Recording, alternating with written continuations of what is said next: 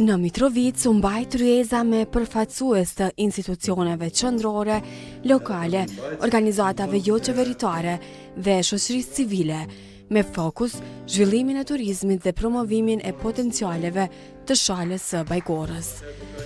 Aktiviteti i organizuar nga Oda e Hotelerisë dhe Turizmit të Kosovës në bashkëpunim me komunën e Mitrovicës së Jugut, mblodhi përfaqësues institucional, ekspert të turizmit dhe organizata të ndryshme për të diskutuar mbi zhvillimin ekonomik përmes turizmit malor dhe ekoturizmit.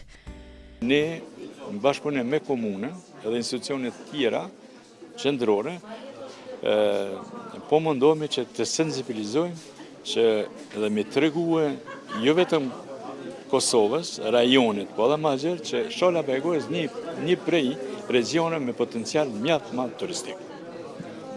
Patëm mysafirë të ndryshëm, edhe u folë për shalën e Bajgorës në dimensione të ndryshme. Si e komentoni zhvillimin deri më tani, ku janë ato rekomandimet e juaja dhe si profesori i kësaj teme për investime sa më të shpejta? Para duhet mi kushtu infrastrukturës fizike. Do të thotë nuk ka zhvillim pa infrastrukturë fizike. Çfarë kuptojmë me këtë? Do të thotë rrugë, kanalizimi, ujësjellsi, pastaj kablovika të qartë, interneti, këtë janë këto bazë për si infrastrukturë fizike për me zhvillu një rajon. Sepse bizneset duhen mi pas këto afër e jo me i bë vetë. Prandaj në kuadër të kësaj do të thotë infrastruktura fizike është, po edhe trajnimet që u fal edhe nga konferenca, duhet trajnime që mu ngrit standardi i shërbimit dhe standardeve tjera. Sa të rëndësishme janë organizimet të tilla për me ngrit vedijen, edhe të institucioneve, edhe të qytetarëve dhe bizneseve për potenciale? Këto janë shumë të rëndësishme, por duhet me marrë një parasysh që këto rekomandimet që janë dalë nga kjo, këto duhet mu avancu. E jo për shembull rekomandimet sa të mushtron letër dhe me mbet në letër. Jo, rekomandimet duhet që komuna nëpërmjet fuqisë vetë dhe institucionet qendrore të shtyjnë ato rekomandime që kjo zonë të jetë sa më atraktive për numër të madh të vizitorëve. Sa më shumë vizitorë që të ka, normal që ata ndikojnë dukshëm në me konsumin e tyre ndikojnë dukshëm në zhvillimin ekonomik. Jo vetëm shalë Bajgorë, por tani edhe regionit Magjar. Në fjalët përshëndetëse, përfaqësuesit institucional theksuan rëndësinë e bashkëpunimit ndërinstitucional dhe nevojën për investime më të mëdha në promovimin e turizmit lokal.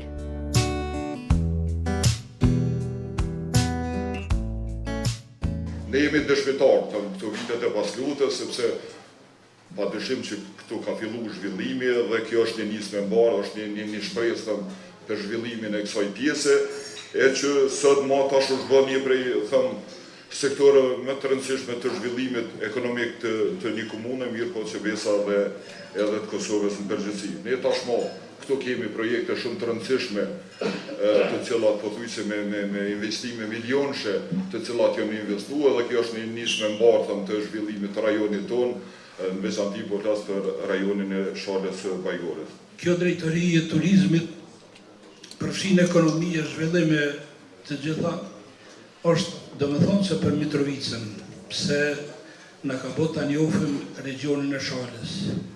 Tu i falendru mësvare, kryetarin e komunës të Pejës, ku kena qenë në vizit me drejtorin e tij, kena vizitu të Sopika, ku atje ishte turizmi në nivel, kena fituar një përvojë të madhe edhe ne këtu si drejtorin Mitrovic, në bashkëpunim me një grup ekspertësh francez dhe zvicran që tash jena veç negociata përfundimtare, të e ditë se krejt elaboratin e kena në dorë edhe ne dhe ata, kanë me ardhë dhe bashk kena me bo, veç ne kena në përfundim strategjinë zhvillimore dhe bashkarisht të e plotësu edhe me ta, kena me bo një strategji zhvillimore dhe dveqare 2026-36.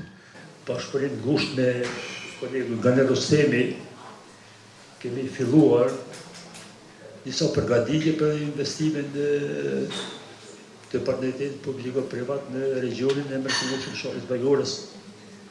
Ne jemi fitues edhe të një projekti në vlerë 240.000 euro, në kuadër të cilit do ta bëjmë menze aty në kuadër të shkollës për nxënësit, ku nxënësit do të kryejnë edhe praktikën profesionale. Unë jam së bashku me nxënësit e shkollës tonë këtu prezent, por jo vetëm me ata, por jam i lumtur që në këtë objekt të bukur punojnë edhe nxënësit, ish nxënësit tonë të cilët e kanë përfunduar të në. Organizata Mundësia ekziston që nga viti 2000 dhe punon në zhvillimin e shoqërisë përmes fuqizimit të grupeve më të ndjeshme. Një departament jashtëzakonisht i rëndësishëm dhe me vlerë i organizatës është Departamenti i Kultivimit, Promovimit dhe Ruajtjes së Trashëgimisë Kulturore, përmes të cilit organizata, domethënë, ka punuar që nga themelimi dhe me të cilin ne dhe krenohemi, kemi realizuar edhe projekte të shumta, të cilat besoj kanë ndikuar edhe në promovimin e trashëgimisë, po edhe të turizmit. Ky organizim kishte qenë më mirë të bëhet edhe në komuna tjera, sepse kanë gratë nevojë edhe të bashkëpunojmë sa më shumë gratë, por dim se gratë ka nevojë për bashkëpunim më shumë për një ide apo çka do që ka nevojë të dalim krah. Otra për të bashkëpunim më të mirë dhe më transparent, më funksional nga pushteti lokal, po ashtu edhe nga pushteti qendror, në mënyrë që sektori i turizmit dhe hotelerisë të trajtohet si prioritet strategjik për zhvillimin ekonomik të Kosovës.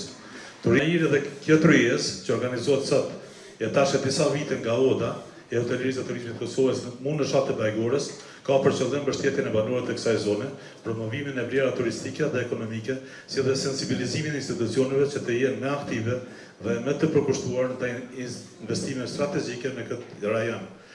Ne kemi filluar mësimin dual dhe e kemi zhvilluar për shembull dy sektore shumë të rëndësishme, siç është shërbimi kamarieri dhe kuzhinieri.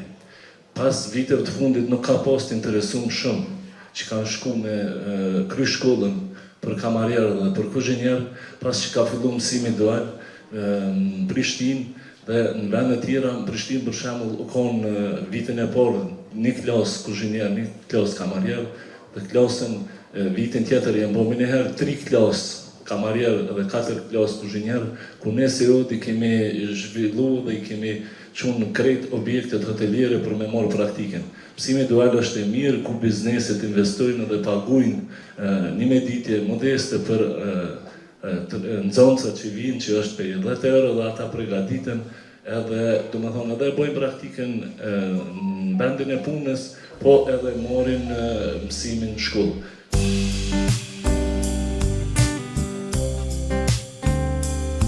Në pjesën tematike të aktivitetit u prezantuan temat që lidhen me ekoturizmin dhe potencialin zhvillimor të shalës së Bajgorës.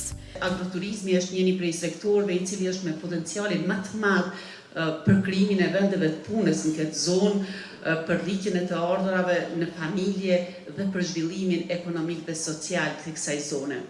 Në përgjithësi, Kosova posedon burime të jashtëzakonshme natyrore dhe resurse humane, mirë po pejsazhet malore, ushqimin tradicional, produktet bio, mikpritjen, trashëgimin kulturor dhe vlera të ndryshme, të cilat ne duhet të shndrojmë në një avantazh konkurrues edhe për tregun vendor të ndërkombëtar.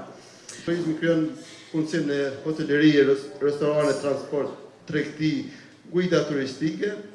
Mirë po sfidë kryesore, domethënë mbetet investimet në infrastrukturë, domethënë investimet në rrugë, internet, ndërtim publik, usjellat dhe shërbimet publike. Ndërmarrjet e vogla dhe të mesme ose startup-ët janë gjenerues i ekonomisë, i zhvillimit ekonomik, inovacionit dhe i punësimit kudo në botë, domethënë janë kurriz i zhvillimit ekonomik.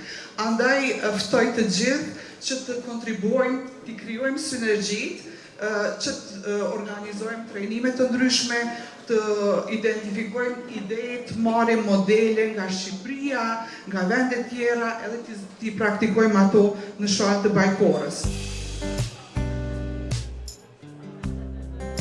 Pas tryezës u bë edhe hapja panajirit të produkteve tradicionale të shalës së Bajgorës, ku prodhues lokal prezantuan ushqime tradicionale, produkte vendore dhe punime artizanale karakteristike të kësaj zone. Organizatorët vlerësuan se promovimi i trashëgimisë kulturore dhe produkteve tradicionale mbetet një mundësi e rëndësishme për zhvillimin e turizmit dhe ekonomisë lokale. Ngjarja u përmbyll me diskutime dhe rekomandime për mbështetjen e iniciativave që synojnë zhvillimin e turizmit të qëndrueshëm